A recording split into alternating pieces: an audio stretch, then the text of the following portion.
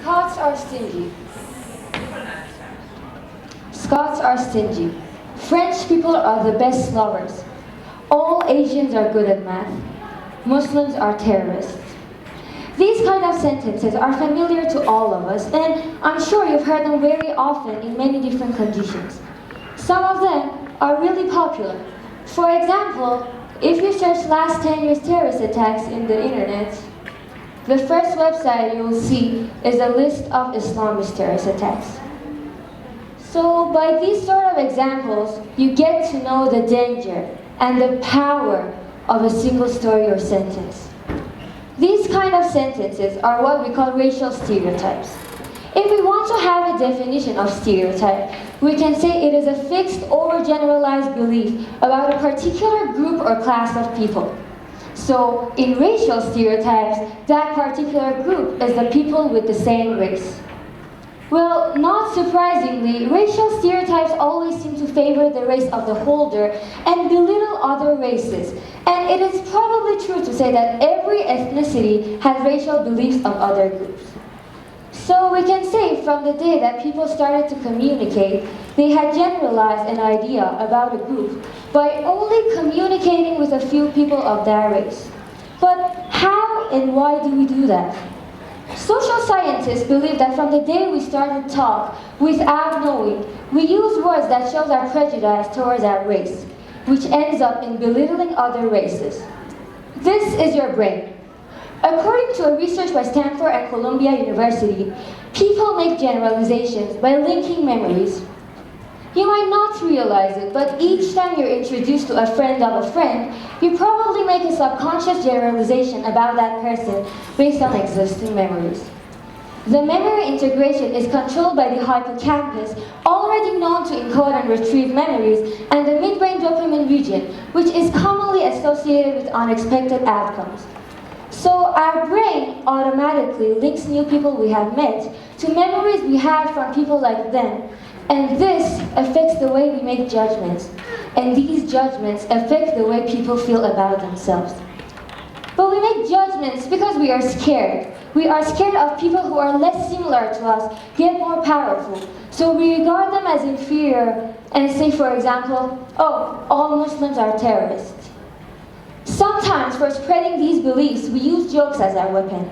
We make these jokes, and when someone tells us to stop, our answer would be, come on, just laugh, or don't get offended. These jokes are fed with our stereotypical beliefs. And the main problem with jokes is that because of their sense of humor, their influence is more. But a joke can be constructive when instead of reinforcing these beliefs, throws them into question.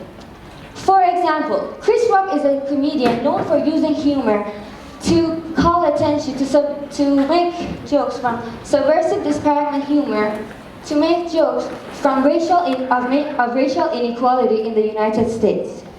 In his opening monologue for the 2016 Academy Awards, he used humor to call attention to racism in the film industry. Man, I counted at least 15 black people on that montage. Hey! Well, I'm here at the Academy Awards, otherwise known as the White People's Choice Awards. You realize if they nominated host, I wouldn't even get this job. So y'all be watching Neil Patrick Harris right now. Sometimes these cliches are made by normal people, as I said, to humiliate others. But sometimes they have really hidden targets, and those targets are economical and political. Beauty whitewash is a term referred in the advertising industry, which refers to the harmful idea that beauty can be defined by hair and skin color. This term applies mostly to photographs where the hair and the skin color of the model is manipulated to be whiter. Or the image that people from Europe or America have in their mind of Middle East is a stereotype made for political advantages. And a lot of them, after visiting the Middle East, confessed that the picture they had in mind was really different from what they saw. And exactly this wrong image is one of the bad effects of racial stereotypes.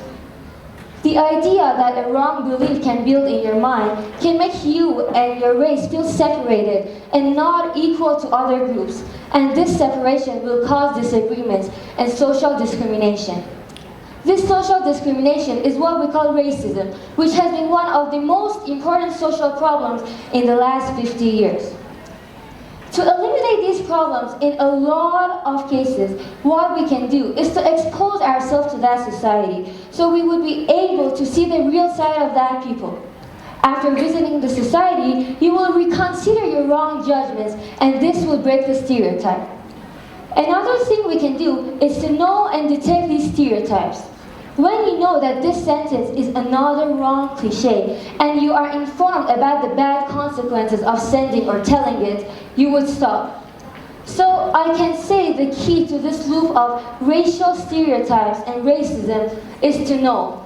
To know that this joke can make someone feel uncomfortable with his or her race. To know that this sentence can make a group feel that they are not equal to others. To know that this joke can start a disagreement and end up with a country that has no unity.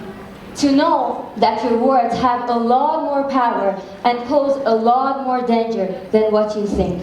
Thank you.